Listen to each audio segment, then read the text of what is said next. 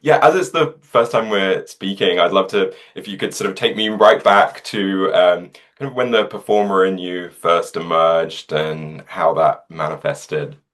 Okay.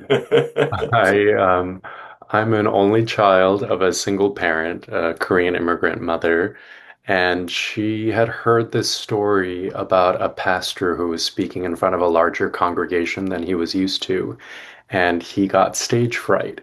And as a very creative mother, or one, I guess, aware of her shortcomings, she thought, I can't teach him how to be a good public speaker, let alone as someone who's not a native English speaker. So she introduced me to theater herself, hoping that I would use those skills to be a lawyer or a doctor or a pastor, never imagining that I would pursue the performing arts for the rest of my life. And so that was around fifth grade, I think. And I sort of stuck with it.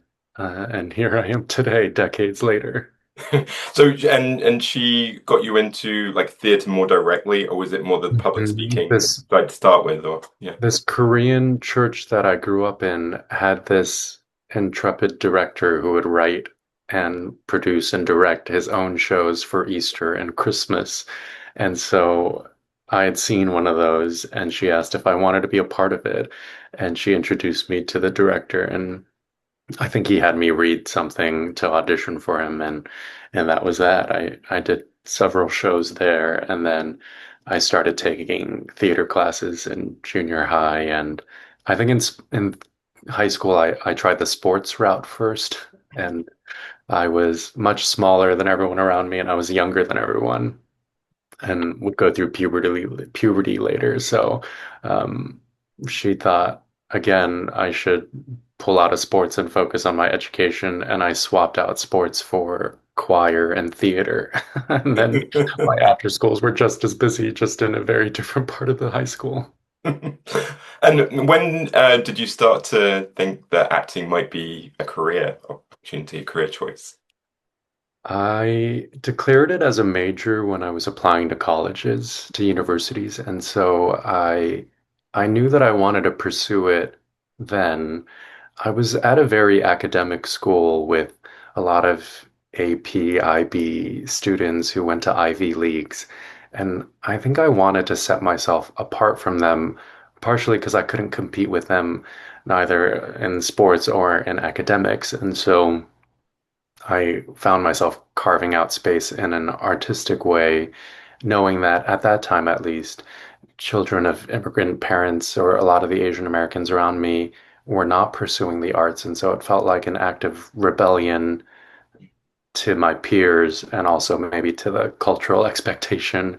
And I am quite stubborn or can be. And so I stubbornly determined to pursue this very difficult roller coaster of an occupation and majored in it and was very lucky in my training and moved to New York City with two sets of resumes, one to get a job in some sort of Mm. survival job space as a waiter or a bartender or cater waiter, or personal assistant, all of the above, which I did, and one as an actor, and then I just tried. Yeah. Talking about growing up within the church that you mentioned, Mhm. how would you describe growing up queer in that environment? Uh-huh. Um, Traumatizing. I think that word is used too much. Difficult. I knew at a young age that I wasn't straight or felt different, and yet the church I grew up in was saying that it was a sin. And so in around high school, I started high school at 13. And so around early years of high school, I voluntarily put myself in conversion therapy, thinking that that would be the solution to what I was taught to believe was a sin. And that then messed me up for a while, but thanks to traditional therapy or science-based therapy. I have been able to undo a lot of that or work through that. But I know when I was younger, I really did struggle with what it meant to be raised in this faith or to believe that this was the only way to live or be, and how that seemed incompatible with my sexuality or my burgeoning desires or, the messiness of puberty. And I think I was very hurt, and I hurt a lot of people until I worked through this, and I'm still really working through it. And yeah, I know there are different spaces of faith that are much more understanding and welcoming, but Yeah. I wasn't raised in that one, at least in this regard to what they considered a sin. Yeah. And you drew on some of your own experiences in your relationship with your mother with the short film or the pilot that you made, according to my mother, didn't you? What was it like to sort of channel some of your own experiences into a piece of work like that? I thought it would be cathartic, which I think a part of it was to I have to laugh at some of the hardest things I go through or the things that hurt me. I think it's just a survival tactic of mine to make sure that I don't let it burrow too deep or take it too personally, which I am wont to do, and instead to spin it towards humor. And part of it was when I would tell my friends or coworkers what my mom had said or what I was going through, their first reaction was to laugh. And I realized, okay, then there is some absurdity to this, or we have to laugh in the face of tragedy. And I think our community has been especially great at that. And so I, I rest on the shoulders of those queer ancestors who have done drag or laughed in the face of what is very difficult. And I think that's still a coping mechanism that serves me today. Yeah, because a lot of it kind of delved into, I guess your mother or the character in the Oh, film at yeah, least right. not being accepting of your being gay or the character being gay, right? Yeah, Totally. yeah, I I found that I think a rhetoric of that time or a very simple platitude was that it would get better, it gets better, and nothing against the creation of that or whom that might have helped. But for me and many others that I know, it doesn't, or that aspect may not get better, or that relationship may not change. And maybe now more than ever, we see that people can be very divided and not budge on where they stand in their beliefs or their principles or whatever they want to draw the line at. And yeah, I continue to wrestle with how to have a relationship with someone who hasn't changed, where it hasn't gotten better. At times it's gotten worse. And what does that mean and how to navigate that is an ongoing journey. I have no answers, but I wanted to show the perspective that what do you do when it doesn't get better, or what happens if it Mhm. gets worse, and how do you still move forward through that when everyone else says, well, wait till you get married, wait till you have kids, wait till you have a house or are successful or have reached some sort of benchmark that will then equal acceptance or change or evolution. And none of those things, at least the markers that I've reached, Mhm. have changed anything. And that sucks or is its own tragedy. And also I've carved out my own chosen family or my own path and relationships and therapy. and and that has helped along the way. Yeah. And talking about that sort of younger, fresh graduate arriving in New York and wanting to work, it's kind of exciting then to think about all the work that you have done as an actor, and then on stage and screen, and then also creating your own work as well. So, like a couple of years ago, Once Upon a Korean Time opened off Broadway, which you wrote and you acted in as well. What was that whole experience like of that was your first big play that you'd written that was stage, right? What was that whole experience like? Yeah. It was my playwriting debut with Mayi Theater Company, and I I knew I was starting to write because I was writing this short film pilot presentation with Kathy Yan for According to My Mother, and we were in development to make it a TV series, and that was taking X amount of time as TV development does. And in that time period, I also wanted to keep writing. I wanted to tell other stories, and a bigger mission of mine has always been to create roles for other people who may not have had as many opportunities or as many voices championing them. And so um, I had initially written a very different play that was supposed to be produced in the fall of 2020, and of course that didn't happen. And so I was very grateful that my theater company then championed a different play of mine to to see what you've written on the page all the way to the stage is so rewarding and so challenging and difficult and and I I think I love the challenge of it. I find writing both torturous and so rewarding. The sun just came out. Am I blinded? Oh, Blinded? I was wondering. I thought I wasn't sure if it was like an artificial light that was flickering Right. because of the sun. No, That's nice. it was very cloudy for a second there, and then now it's very sunny. Yeah, All right. fitting with what you were saying about the experience, I think, in Right. the Theatrical lighting that yeah. I summoned here. Um, no, it was a beautiful and very challenging experience, and it was a very busy time in my life with both Billions and that show, and I had done another off-Broadway play before. I had a commitment ceremony with my ex before, and then I had another play right after that.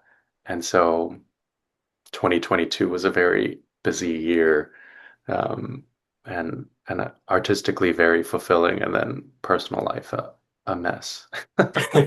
It's funny how everything tends to happen like that, doesn't it? And life comes comes together. So yeah, but Billions. A lot of people will know you from that, of course, because according to IMDb, it was 83 episodes you were in, which is a lot of episodes of television to be in. Um, yeah, what did you enjoy about playing that character? Had you now that it's over, had you sort of reflect on that whole sort of Billions experience? Billions was seven seasons. Was it 7 times 12 is 84? Is that right? Yeah. So I was actually in all of the episodes, and then one episode, all of my scenes got cut, or this one storyline got cut. But the executives, Brian Koppelman and David Levine, I want to say, went out of their way to make sure my character was in every episode and spoke in every episode. And that was very generous and above and beyond for them. Billions is the show that allowed me to quit waiting tables and bartending and to pursue acting full time. And Billions is also the show that allowed me to have time and space to pursue my writing as well. And so I'm very grateful to them and to the friends and colleagues I came out with from that experience. I'd never done 84 episodes of anything before in my life, and and I think now that's an extreme pleasure and privilege when TV shows are have much shorter seasons and don't invest or take that much risk with letting someone have a show for that many years. 2015, I think we shot the pilot, and then we wrapped in 2022. Is that right? Something like that. So Wow. Yeah. a long life chapter. Yes. And Elsbeth, I'm really enjoying. I mean, it's on the third season now, I think. It's just such a Mhm. fun, feel good bit of escapism, and and it does have some real life in there too. But I mainly enjoy just the fun Yeah. aspect of it. Tell me a little bit about your experience of being part of that show and your character Steve that you play on there. I join Elsbeth in season two as Lieutenant Steve Connor, and the showrunner John Tollins is also a playwright, and he had written a play called The Last Sunday in June, and Rattlestick Theater Company was doing a series of Pride readings many years before. I'm not sure what year, 2017 maybe, something in the 20 teens that I got to be a part of. And so that's when John and I first met. And I guess he remembered me since then. And for me, the audition came out of nowhere, and I I just self-taped at home like we do these days, and never imagined that that would be my next big gig coming out of Billions. And it's very fun to play a character not me, but with aspects of me. Lieutenant Connor was set up, I think, to be a nemesis of sorts or a foil to Elsbeth, and Captain Wagner, played by Wendell Pierce, and now as a part of the team or as a part of the core crew there. And what a privilege to get to work with these actors. They're so talented. Carrie Preston is so funny. Wendell is a legend. I'd just seen him in Death of a Salesman on Broadway, and then to get to have scenes with him, it is an actor's dream come true. And the writers are so talented and so funny. And like you said, it is a show that is comedy forward, that is wanting to allow people to escape and to offer a glimmer of a more happy ending, or where good prevails, or where justice is served, and that the bad guys do get put away and the good guy helps solve it. And isn't that a nice place to escape into right now, and and and get to play in as an artist? Yes, it's a show that I can watch, late at night before I go to sleep, whereas some shows are just like, oh no. Right. You can't watch the stressful ones right before bed, Yes. otherwise you won't be able to sleep. Um, excuse me. And I really enjoyed Outerlands. I got to see that. It was the Yay. UK premiere at the British Film Institute, BFI Flair. And yeah, a beautiful film. You play opposite Asia Kate Dillon in that. Why was that something that you wanted to be a part of? Asia and I met first doing Billions, and I got to watch them skyrocket from season two of Billions to where they are today. And my dream as an artist has always been to work with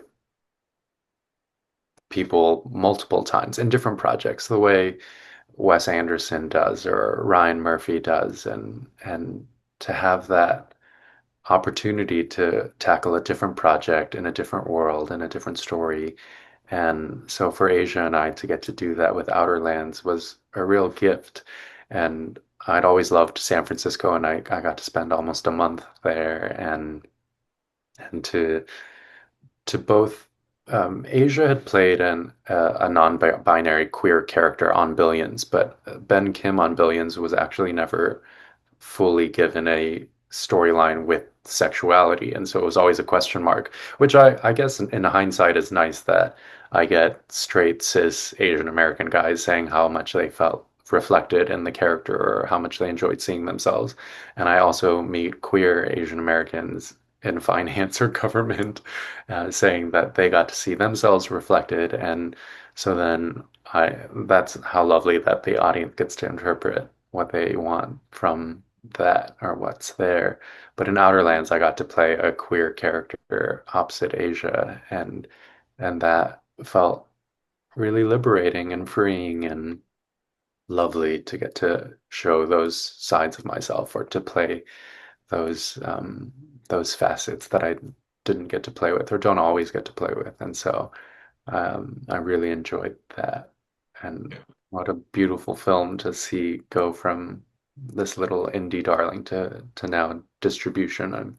I'm excited for people to get to see it in their homes on whatever platforms people watch. Yes, and yeah, November 25th 24th, I think, Yeah. or 23rd Thank you for actually. remembering Yeah. the date for me. Yeah.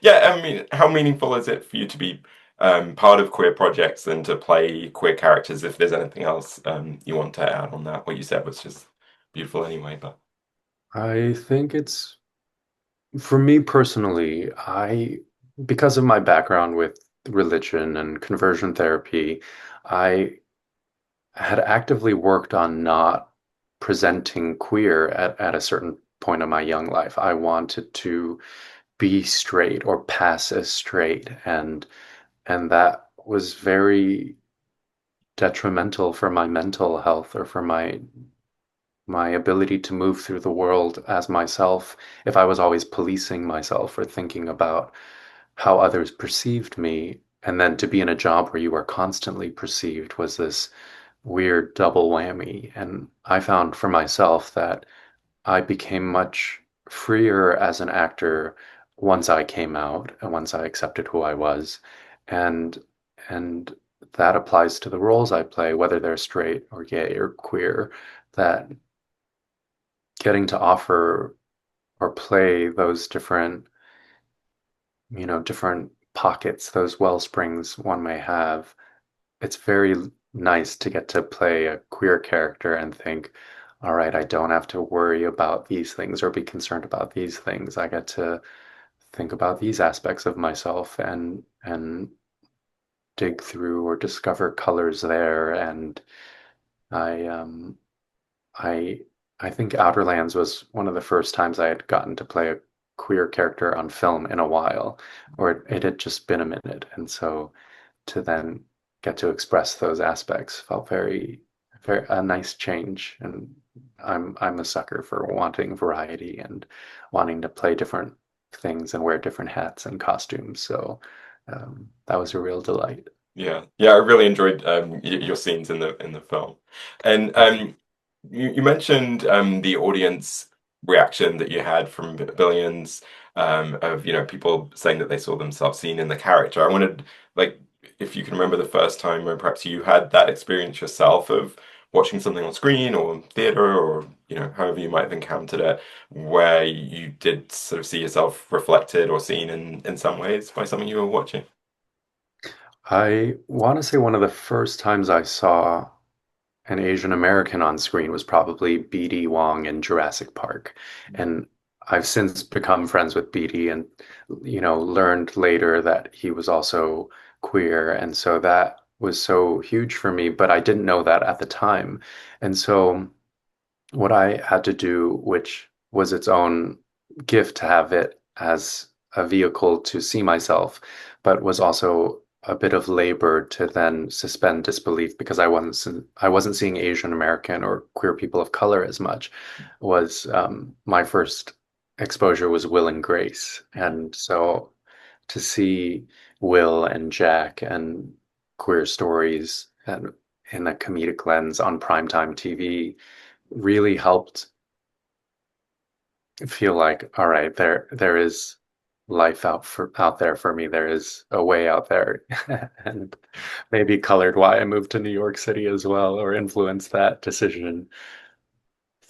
And I think then I watched Queer as Folk, the first American reboot of it on DVD when Netflix used to do DVDs, and tried to figure out something about myself in there, but it wasn't, there weren't as many role models, especially that were queer and of color, queer and Asian American. Um, I remember an early Margaret Cho stand-up set that I felt something akin to empathy there, and then later you hear or I encountered George Takei or Mhm. uh, I felt I felt it was much more accepting or prevalent in Asian or in theater, in American theater. And I have found a community in the Asian American theater space and I'm very fortunate that the theater community really helped me figure things out for myself and find acceptance or find the possibility of pathways to a career in this business without compromising who I was or having to change or need to change aspects of my being or hide it. No, you might have touched on a couple of these things already, but I've got a broad question for you, and it's for your favorite piece of LGBTQ plus culture. So it could be a film, TV, theater, a book, photography, art, or an opera, or any kind of culture, or a person who identifies as LGBTQ plus. So someone or something that's had an impact on you and resonates with you, continues to resonate with you, perhaps. That's such a tough question to single out as one. I'm very bad at putting things in a hierarchy or wanting to single out a favorite. I I mentioned BD Wong already, so I'll just go continue there because Mm. I was doing a play at La Jolla Playhouse in San Diego where I first got my equity card, and that felt like a door opening for me to move to New York City and pursue theater, which is what I initially came here to do.